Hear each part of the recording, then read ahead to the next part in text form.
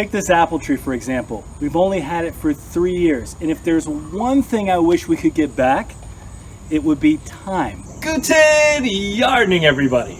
You know, a lot of times the work that we put in isn't just for the upcoming growing season. So our planning isn't just for the few months ahead.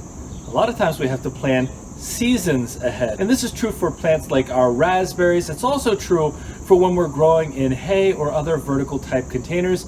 And so today I'm going to talk to you a little bit about some of the things we have to do in preparation for future seasons. We're going to take care of some of that work right now. So join me first as we take a look at our fall bearing raspberries. This mass of canes here is our heritage red raspberry, a fall bearing raspberry. You can actually see that our primocanes are just about to provide us with fruit. The bees are having a blast out here pollinating. There are so many of these beautiful honeybees just helping us out, giving us a great crop. But that later season crop on our primocanes happens after all of our floricanes, our second year canes, have already finished fruiting. So what I want to do in preparation for future growing seasons is to come in and cut all of those floricanes out of here, those second year canes that are completely done fruiting. They're not going to provide us with any more fruit. And I want to create an area where there's plenty of airflow, because we don't want any of those canes that are no longer useful to us absorbing any of the energy that it can go to this growth. Now we've already taken care of this with our summer bearing black raspberry, and you can see all of these lateral shoots on here now because we've done our preparation by cutting off the apical ends of these main canes. And so we're going to get great production in future seasons. But let's focus in on those raspberries over here. Now the floricanes are pretty easily recognizable, but actually some of them have already started to die back. You can see the difference between that really nice healthy green and the various ones that have died back, but not all of them are in that state. Some of them haven't died back fully yet. They're just getting this yellowish green, so that means they're on their way, versus this dark green of our primocanes. But as always, when it comes to our primocanes, what we're looking for, our first year canes are nice and green the whole way down. And our floricanes at this point in the season, they will eventually get to a full brown, about this color, if we leave them for the remainder of the season. But for our fall bearing varieties, we don't cut the end off, the apical end off of this primocane until after this is fruited. So for now, any of the canes that have the end on it, any of the canes that have the fruit, those are our first year. I just need to get in here and take out the rest of these that are just taking up space. Now for those of you who watch a lot of our videos, you probably noticed that I don't wear gloves very often in the garden. But when it comes to raspberries, rather than getting all scratched up, I'll wear them. I probably should be wearing a long sleeve as well, but let's go ahead and get in here. I'm going to show you, I'm going to really thin out this forest a lot, and it is like a jungle in here. It's going to be hard to move around at first, but as I get more of these cleared out, more of the floricanes cleared out, this is going to be a whole different looking space. All right, I found the easiest way to get in here and trim this because there's so much going on up top. Look at the canopy up there. It's just absolutely packed. But if you come down at the very bottom, right down here, it's really easy to see the difference between our primocanes right here, and I'm going to be cutting out anything that's this reddish brown color. Those are all of our floricanes. And once I get started clearing these out at the beginning, it's going to get a lot easier to see from up top. But for now, I'm going to come in and just get all these cut out of here. I can't wait to show you the difference.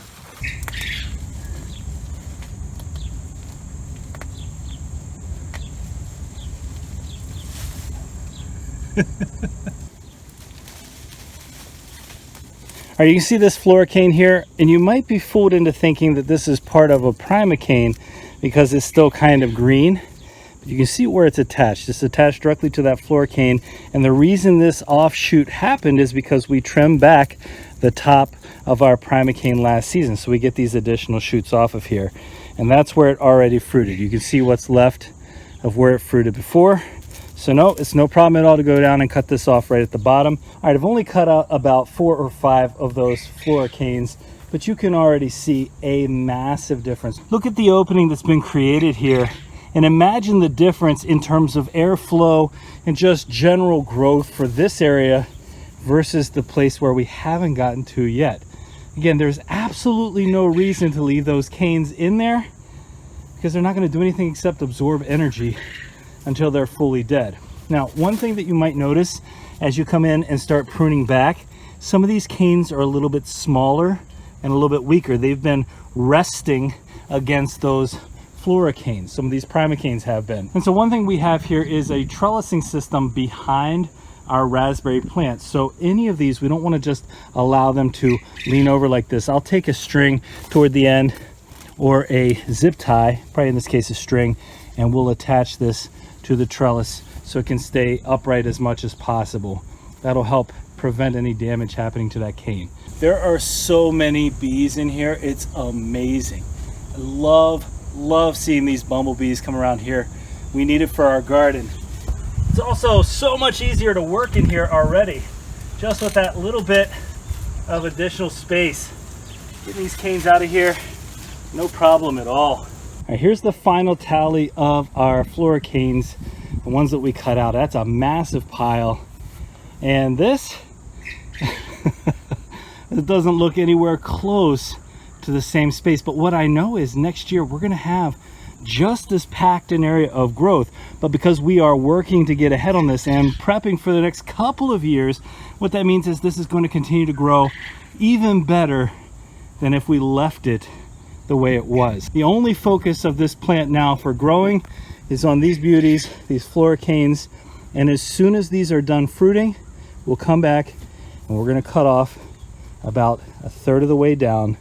And these are going to continue to provide us with these beautiful raspberries like we had all season long. And we just stopped picking from this heritage red raspberry. Now, planning ahead for multiple seasons isn't just about our perennials like our raspberries. Here behind our garden, where now we have our volunteer tomatoes still coming up. We just harvested our onions about a week ago, but last season we had hay bales the whole way along this part of our property, and we want to do that again this upcoming season. But it takes time to season those hay bales. It also takes time to make sure that we can source those hay bales. Now, if you've been paying attention to the price of everything, you know that those prices have really gone up. But one of the things that we found that's been successful for us, if you want to grow in hay bales, is to source them through local farmers. And one simple way to do that is to go on Craigslist. Now, Craigslist isn't great for everything, but one of the things that we found a lot of success in is finding farmers who have extra hay bales to sell. Those square bales, and usually we get them for between $3 and $4. I recently found some more for $4. I called the guy, and I'm going to be picking some of those up. And on top of that, the easy question when you're sourcing that hay is to say, is it organic? Is it not sprayed? And if they tell you it's 100% organic, you are good to go. And truthfully, we've never really had a hard time with that. So that's an option for you as well. But the key is that if you're going to be growing in hay bales, or this next thing I'm going to show you, you need to start sourcing that now. You need to start that preparation now, because these things take time. And when I say these things take time, I'm talking in this case about something like our DIY vertical garden.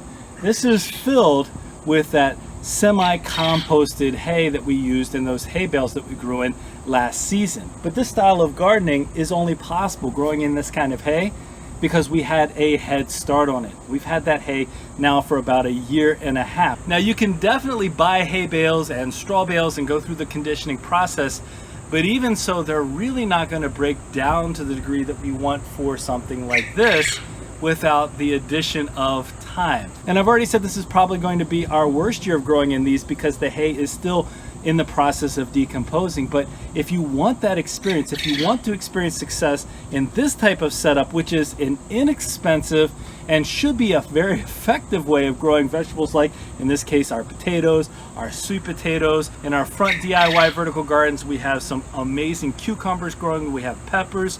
If you want that experience, you have to plan now for the seasons ahead. And the same is true for our Ruth Stout bed here. We're growing potatoes just in hay, and every season so far that we've had these out here, the harvest has improved because we've given more time for the hay to break down. You know what that makes me think of?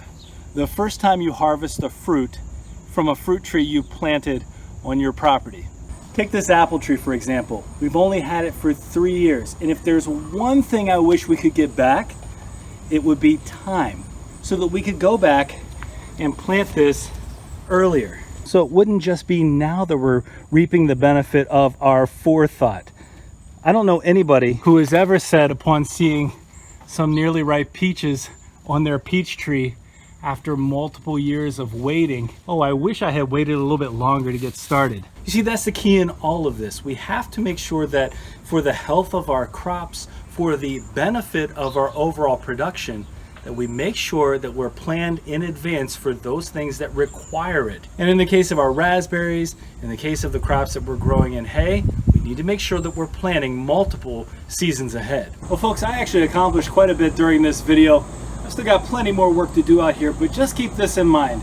Some of the things that we do in our garden are as simple as getting out there and planting spur of the moment, but a lot of what we need to do to ensure that we are able to grow our own food as much as possible, to move towards self-sufficiency and really reap the maximum benefit from our harvests require that planning multiple seasons in advance. And it doesn't take a lot of time to do, it's just a matter of getting out there and getting it done. Well, we hope you enjoyed today's video, and if you did, don't forget to give us a like, leave us a comment, remember to share and subscribe, and most importantly, remember, when you're with us, you are good to grow.